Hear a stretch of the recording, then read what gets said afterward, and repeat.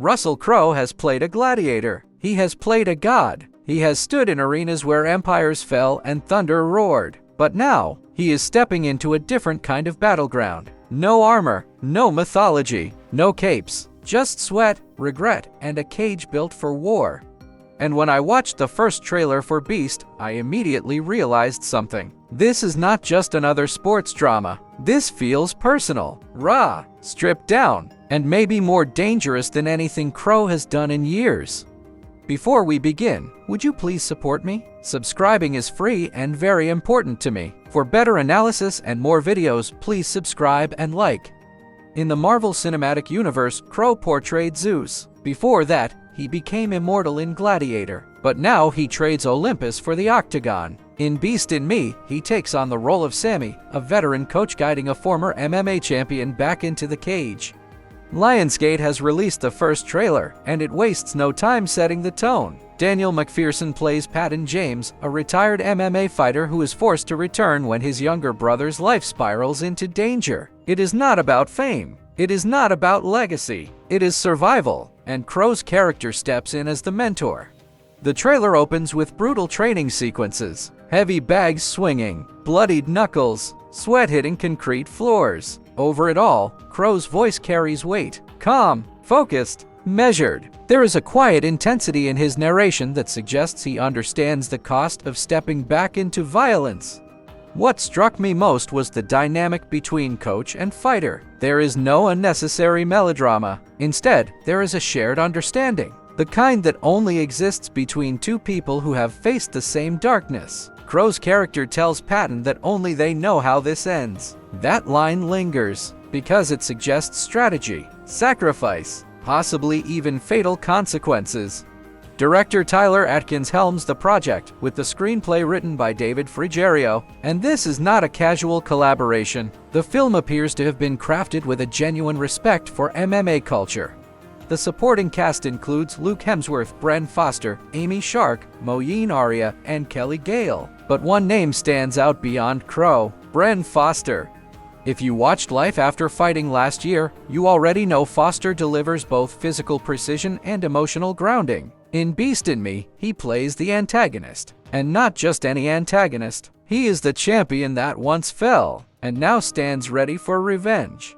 This sets up a classic underdog narrative, but with a twist. According to early reports, the story centers on a former MMA legend and devoted family man who must return to the cage for a high-stakes rematch against the fighter he once defeated. This time, he is not the favorite. He is the underdog. And that shift matters, because stories about decline often carry more emotional power than stories about ascent.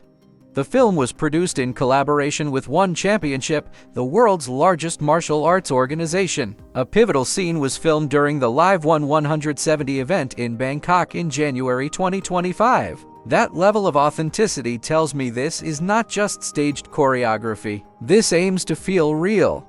Crowe recently followed up his World War II thriller Nuremberg, which received respectable critical reception but was largely overlooked by major award bodies. He also premiered The Wait at Sundance, alongside Ethan Hawke. His recent filmography includes Kraven the Hunter, The Exorcism, and Sleeping Dogs. But Beast in Me feels different. It feels grounded. McPherson brings credibility from projects like Land of Bad and Foundation. Luke Hemsworth continues expanding his dramatic range after stepping into The Witcher following Henry Cavill's departure. For director Tyler Atkins, this marks his second feature after Ocean Boy in 2022. And stepping into a physically demanding sports drama this early in his directing career shows ambition. Grindstone Entertainment Group has acquired U.S. distribution rights, signaling confidence in the project's commercial viability.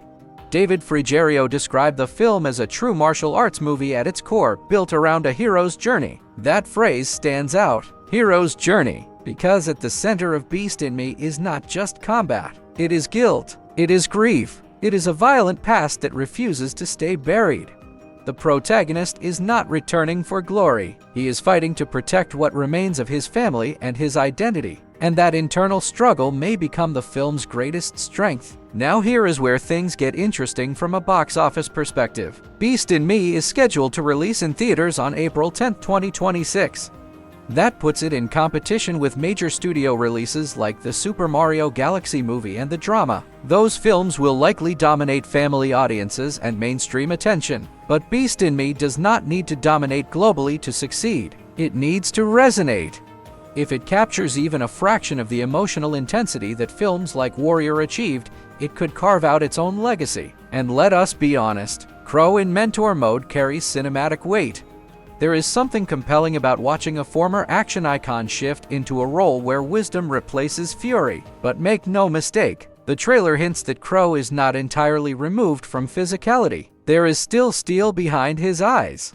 Meanwhile, Bren Foster stepping into the role of the ruthless rival could create one of the most physically convincing fight sequences we have seen in recent years. And if the choreography lives up to the One Championship collaboration, those cage scenes might deliver brutal realism.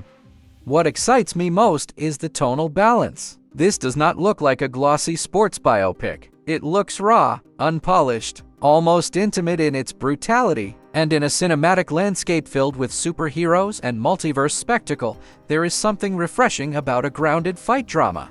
The question becomes whether audiences are ready for it. Because while superhero fatigue conversations continue, sports dramas quietly maintain loyal fan bases. Beast in Me may not break opening weekend records, but it might surprise people. And if Crowe delivers one of his more restrained, emotionally layered performances, this could become one of the standout action dramas of 2026. I am curious to see how far the film leans into psychological territory. Does it explore the trauma of violence? Does it question the cost of masculinity inside combat sports? Or does it focus primarily on redemption? If it balances all three, it could elevate beyond genre expectations. For now, the trailer gives us just enough to feel invested. Training montages, tension, a mentor's voice guiding a broken fighter back into the cage. And sometimes, that simplicity is powerful. I will be watching closely as more footage drops, because beneath the punches and the blood, this might be a story about second chances. And those stories, when done right, hit harder than any knockout. Let me know what you think about Russell Crowe stepping into the world of MMA as a coach. Do you believe Beast in Me has the potential to become one of the year's most intense action dramas? As we get closer to April 2026, I will break down every update, every casting reveal, and every trailer detail. Until then, stay locked in, because sometimes the biggest battles are not fought in arenas of gods, but in cages built for men. Thanks for watching. Share your thoughts in the comments. This is where these kinds of films come to life. Until the next story, stay curious, be critical, keep your eyes on the screen, and remember, every film you haven't seen is a new film.